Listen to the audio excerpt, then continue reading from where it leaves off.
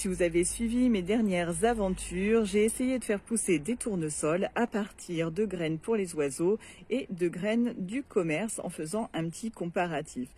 Sur le dernier point, au niveau des graines, j'ai eu un peu quelques petits soucis, donc on va se pencher sur la récolte des graines de tournesol. Comment faire pour récolter les graines de tournesol, savoir quand il faut les récolter avant que les oiseaux aient fait leur provision avant vous. Au sommaire de cette vidéo, on va faire une petite intro, ensuite on va voir faire sécher les graines sur la tige, dans un deuxième temps faire sécher les graines hors de la tige, puis récolter, entreposer les graines et pour finir l'utilisation des graines de tournesol. Avant de débuter et d'entrer dans le vif du sujet, je vous invite à liker, à commenter et à vous abonner pour faire développer ma petite chaîne. Merci pour votre fidélité. Les graines de tournesol sont faciles à récolter, mais vous devez attendre que le tournesol sèche complètement si vous voulez récolter les graines facilement. Alors il y a plusieurs possibilités, comme je vous l'ai dit dans le sommaire, on peut soit laisser sécher le tournesol sur la tige, ou on peut couper la fleur et la faire sécher à l'intérieur. Dans tous les cas, vous devez prendre des précautions pour protéger les graines pendant qu'elles sèchent. C'est ce qu'on va voir plus en détail dans la suite de cette vidéo. Premier cas. Donc, laissez les graines sécher sur la tige. En fait, le plus difficile va être de trouver le bon moment pour récolter vos graines ou vos fleurs. Si on cherche un petit peu sur internet, on nous dit les tournesols sont prêts à être récoltés une fois que leur tête vire au marron. Mais vous devriez les préparer à être séchés dès que les têtes commencent à passer du jaune au jaune marron. Sur d'autres sites, ils parlent de la tige. Or, c'est comme ça, moi, que je me suis fait avoir et que les oiseaux ont tout mangé.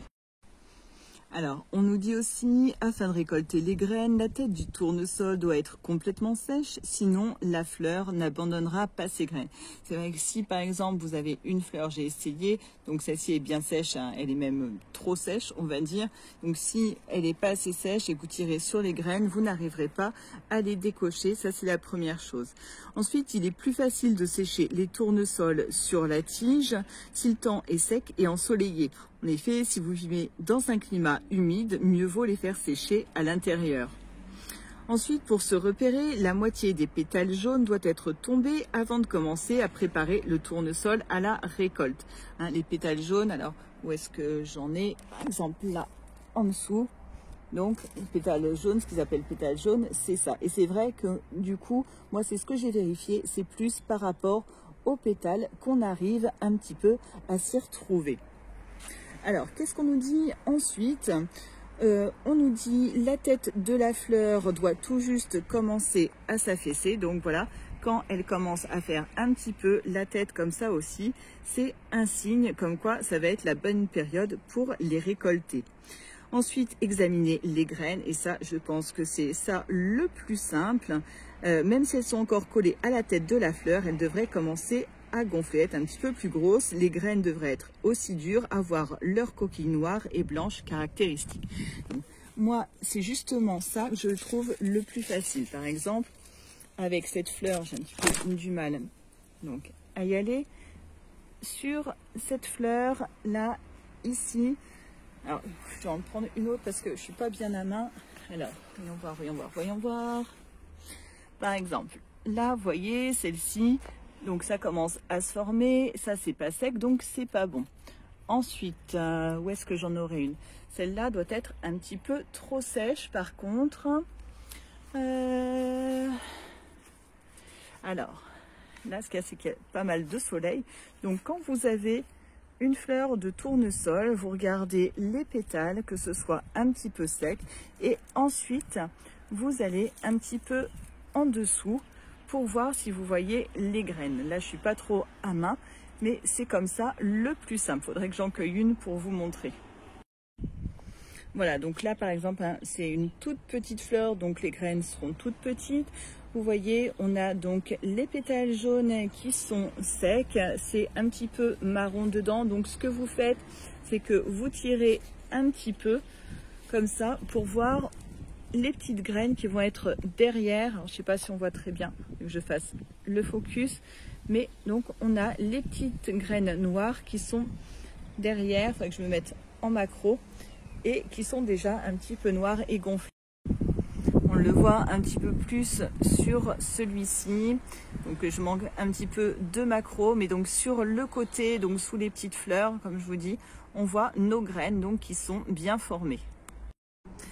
Afin de protéger nos graines, on va servir d'un sac en papier. Vous pouvez aussi utiliser de la gaze ou un tissu respirant, mais surtout pas de sac en plastique, car sinon ça favoriserait donc l'humidité et ensuite la pourriture et la moisissure, ce qui compromettrait vos graines. Donc on va attacher nos fleurs, notre fleur une fleur par une fleur, dans un sac en papier. Comme ça, les petits gourmands ne pourront pas les attaquer et ça empêchera aussi les graines de tomber. Donc ça, c'est valable que vous laissiez vos fleurs dehors ou aussi si vous les rentrez à l'intérieur. Vous pouvez aussi tout à fait, si vous les laissez dehors, mettre un petit récipient à leurs pieds pour récolter les graines qui risquent de tomber. Donc voilà, on met juste la fleur dans le sac et on l'enferme avec un petit tour de ficelle sans trop serrer non plus pour pas l'étouffer. Deuxième façon, faire sécher les fleurs hors de la tige. Alors les recommandations sont les mêmes que pour la première partie. On va juste couper la tête de la fleur et la laisser finir de sécher, donc à l'abri en intérieur. Alors pour cela, bien évidemment, donc toujours attendez que le tournesol ait fleuri et commence à faner. Attendez de préférence un jour sec pour couper votre fleur. Évitez les jours de pluie et même les lendemains matin de pluie. En effet, les graines de tournesol sont faciles à retirer lorsqu'elles sont sèches, mais l'opération devient presque impossible lorsqu'elles sont humides. Comme la méchante reine dans Alice, il va falloir qu'on leur coupe la tête. Alors pour cela, donc les tiges sont assez robustes et assez larges sur les gros tournesols, donc il va falloir qu'on utilise un couteau bien tranchant ou alors des cisailles pour les plus gros tournesols. On va laisser environ 30 cm de tige attachée à la tête pour pouvoir ensuite donc la suspendre. On pourra au préalable recouvrir la tête d'un sac, comme je vous l'ai dit tout à l'heure, pour éviter de perdre des graines. Une fois que vous aurez coupé votre tête, il va falloir lui trouver un endroit donc assez dans un endroit chaud et sec, et en le suspendant, vous mettez une petite ficelle donc au bout, là où vous aviez déjà mis par exemple la ficelle de votre sac, ou sinon donc près de la tête, et trouvez donc un crochet, une baguette ou une patère pour le mettre à sécher. Donc faites-le sécher de préférence avec la tige en haut et la tête vers le bas. L'endroit doit avoir une bonne ventilation pour éviter que la moisissure ne vienne s'installer.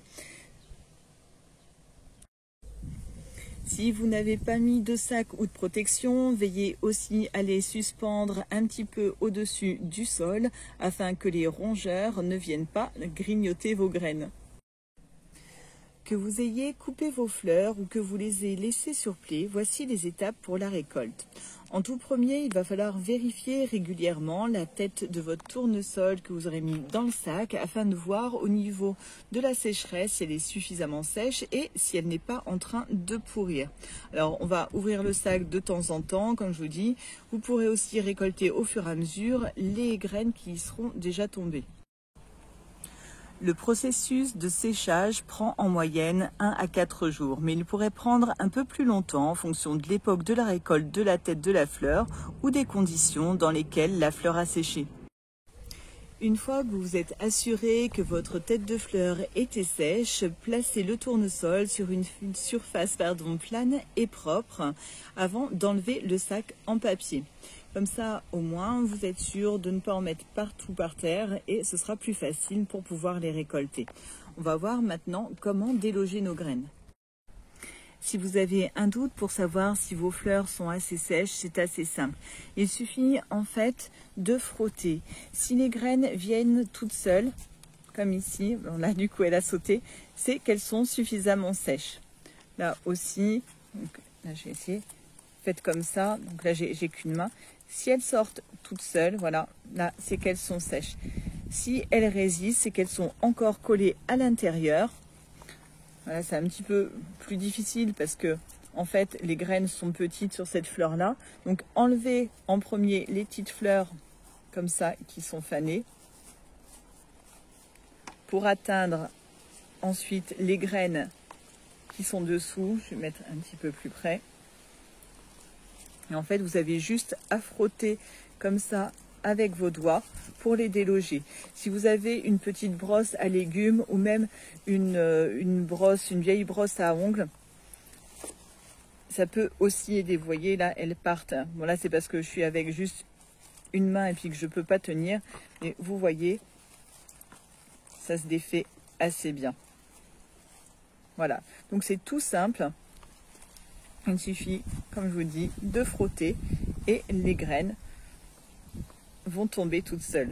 Voilà, ça nous fait notre petite récolte de graines et on va voir maintenant comment faire donc pour les mettre à l'abri un petit peu, quoi en faire après et l'utilisation.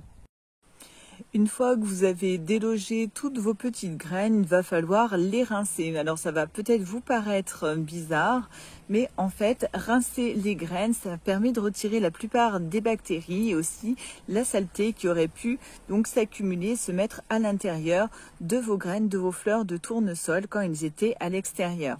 Donc c'est quand même quelque chose à faire.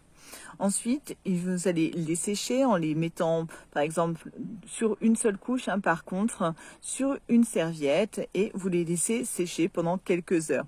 Pendant que vous disposez les graines, ça va vous permettre aussi d'enlever tous les petits débris, toutes les petites feuilles et fleurs qui restent séchées.